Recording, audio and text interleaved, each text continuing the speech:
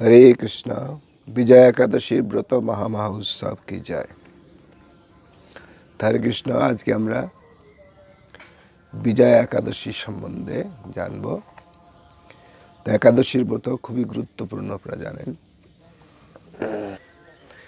এই একাদশীর দিনে ব্রত করতে হয় এবং দশমীর দিন থেকেই এই একাদশীর ব্রত করা উচিত। দশমীর দিনে আমাদের কাঁসার পাত্রে ভোজন, আমিষাহার, নেশা, দ্রুতক্রিয়া, মৈথুন এগুলো বর্জন করতে হয় এবং একাদশীর দিনে আমাদের পঞ্চরবি শস্য বর্জন করতে হয়। পঞ্চরবি শস্যের মধ্যে হচ্ছে ধান এবং ধান থেকে যা তৈরি, গম থেকে যা তৈরি, যব, ভুট্টা, তেলবীজ এগুলো বর্জন করতে হয়। তো অবশ্যই আপনি একাদশীর দিনে অনুকল্প গ্রহণ করতে পারেন, সেটা সাবু হোক বা সবজি হোক। সবজি মানে হলো আপনার কাঁচকলা, পেঁপে, আলু, কুমড়ো এগুলো দিয়ে আপনি একটা সবজি বানিয়ে সানফ্লাওয়ার তেল বা ঘি দিয়ে, যদি খাঁটি ঘি হয়, তা দিয়ে রান্না করে খেতে পারেন। এবং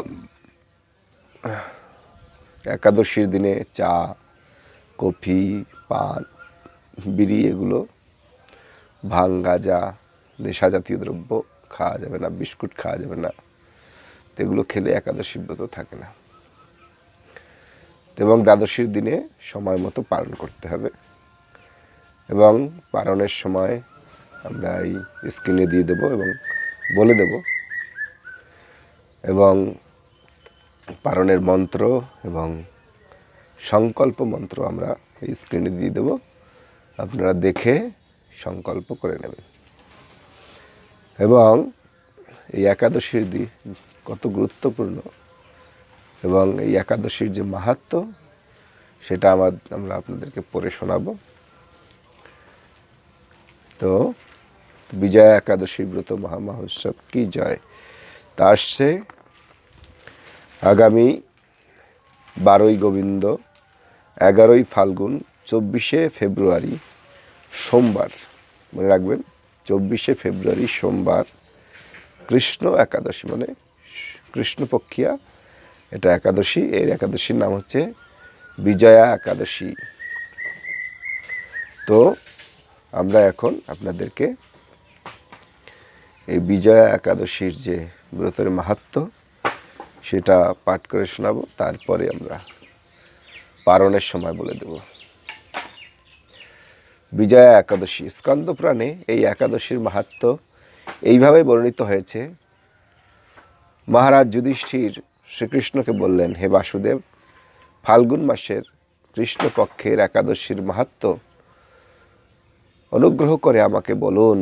শ্রীকৃষ্ণ বললেন, হে যুধিষ্ঠির, এই একাদশী বিজয়া নামে পরিচিত। এই একাদশী সম্পর্কে একসময় দেবর্ষি নারদ স্বয়ম্ভু ব্রহ্মাকে জিজ্ঞাসা করেছিলেন। তিনি এই প্রসঙ্গে যা বলেছিলেন তা আমি এখন তোমাকে বলছি। এই পবিত্র পাপ বিনাশকারী ব্রত মানুষকে জয় দান করে বলে বিজয়া নামে প্রসিদ্ধ।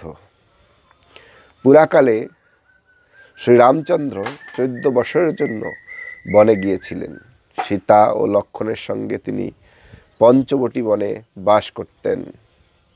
সেই সময় লঙ্কাপতি রাবণ দেবী সীতাকে হরণ করে।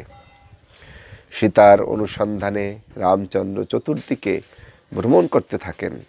তখন মৃতপ্রায় জটায়ুর সাথে তার সাক্ষাৎ হয়।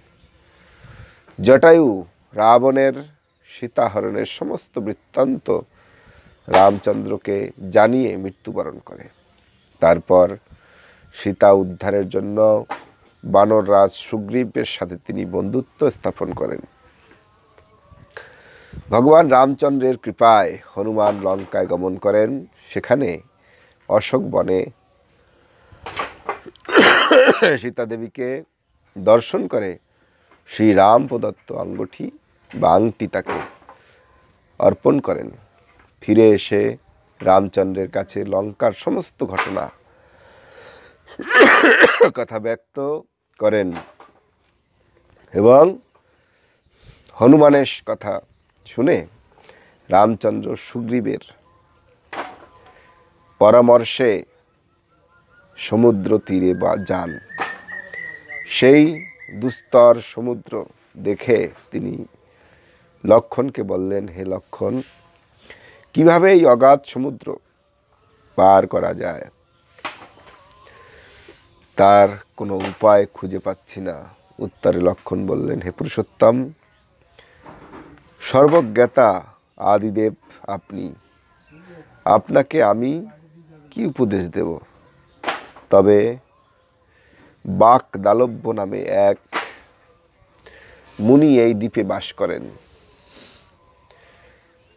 এখান থেকে 4 মাইল দূরে তার আশ্রম।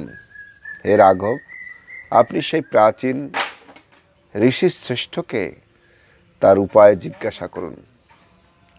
লক্ষ্মণের মনোরম কথা শুনে তারা সেই মহামুনির আশ্রমে উপনীত হলেন। ভগবান রামচন্দ্র ভক্তরাজ সেই মুনিকে প্রণাম করলেন। মুনিবর রামচন্দ্রকে পুরাণ পুরুষ বলে জানতে পারলেন। আনন্দ ভরে জিজ্ঞাসা করলেন, হে রামচন্দ্র, কি কারণে আপনি আমার কাছে এসেছেন তা কৃপা করে বলুন। শ্রী রামচন্দ্র বললেন, হে মুনিবর, আপনার কৃপায় সৈন্যসহ আমি এই সমুদ্র তীরে উপস্থিত হয়েছি। রাক্ষস রাজের লঙ্কা বিজয় করাই আমাদের প্রধান উদ্দেশ্য। যাতে এই ভয়ঙ্কর সমুদ্র উত্তীর্ণ হতে পারি তার উপায় জানবার জন্য আমরা আপনার কাছে প্রার্থনা করছি। মুনিবর প্রসন্ন চিত্তে পদ্মলোচন ভগবান শ্রীরামচন্দ্রকে বললেন, হে রাম, আপনার অভীষ্ট সিদ্ধির জন্য যে শ্রেষ্ঠ ব্রত করণীয় আমি তা বলছি। ফাল্গুন মাসের কৃষ্ণপক্ষে বিজয়া নামে একাদশী ব্রত পালনে আপনি নিশ্চয়ই সৈন্যসহ সমুদ্র পার হতে পারবেন। এই ব্রতের বিধি শ্রবণ করুন। বিজয় লাভের জন্য দশমীর দিন সোনা, রূপা, তামা অথবা মাটির কলস সংগ্রহ করে তাতে জল, আম পাতা দিয়ে সুগন্ধি চন্দনে সাজিয়ে তার উপর সোনার নারায়ণ মূর্তি স্থাপন করবেন। একাদশীর দিন যথাবিধি প্রাতঃ স্নান করে কলসের গায়ে মালা চন্দন পরিয়ে উপযুক্ত স্থানে নারকেল ও গুবাক দিয়ে পূজা করবেন। তারপর গন্ধপুষ্প, তুলসী, ধূপ, দীপ, নৈবেদ্য ইত্যাদি দিয়ে পরম ভক্তি সহকারে নারায়ণের পূজা করে হরিকথা কীর্তনে সমস্ত দিন যাপন করবেন। রাত্রি জাগরণ করে অখণ্ড ঘি প্রদীপ প্রজ্বলিত করবেন। দ্বাদশীর দিন সূর্যোদয়ের পর সেই কলস বিসর্জনের জন্য কোনো নদী বা সরোবরে বা জলাশয়ের কাছে গিয়ে বিধি অনুসারে পূজা নিবেদন করে তা বিসর্জন করবেন। তারপর ওই মূর্তি বেদজ্ঞ ব্রাহ্মণকে দান করবেন। এই ব্রত প্রভাবে নিশ্চয়ই আপনার বিজয় লাভ হবে। ব্রহ্মা বললেন, হে নারদ, ঋষির কথা মতো ব্রত অনুষ্ঠানের ফলে তিনি বিজয়ী হয়েছিলেন। সীতা প্রাপ্তি, লঙ্কা জয়, রাবণ বধের মাধ্যমে শ্রীরামচন্দ্র অতুল কীর্তি লাভ করেছিলেন। তাই যথাবিধি যে মানুষ এই ব্রত পালন করবেন তাদের এই জগতে জয় লাভ এবং পরজগতে অক্ষয় সুখ নিশ্চিত জানবে। হে যুধিষ্ঠির, এই কারণে এই বিজয়া একাদশীর ব্রত পালনের অবশ্যই কর্তব্য। এই ব্রত কথার শ্রবণ কীর্তনের মাত্রই বাজপেয় যজ্ঞের ফল লাভ হয়। তো হরে কৃষ্ণ, আপনাদের এতক্ষণ আমরা ভগবত সেই একাদশীর ব্রত মাহাত্ম্য পাঠ করে শ্রবণ করিয়েছি। এখন আমরা পারণের যে সময় সেটা আপনাদেরকে বলে দেব এবং আপনারা যথাবিধি যথাসময়ে পালন করে নেবেন। তো এই একাদশী যেহেতু 24 তারিখে আমরা পালন করব, তো 25 তারিখে আমরা পালন করব। 25 তারিখে যারা মায়াপুর এবং তারা আশেপাশে আছেন তারা 6টা 1 থেকে 9টা 53-এর মধ্যে পালন করবেন। যারা ইম্ফলে এবং তার আশেপাশে আছেন তারা 5টা 40 থেকে 9টা 31-এর মধ্যে পালন করবেন। যারা গুয়াহাটিতে আছেন তারা 5টা 50 থেকে শুরু করে 9টা 40-এর মধ্যে পালন করবেন।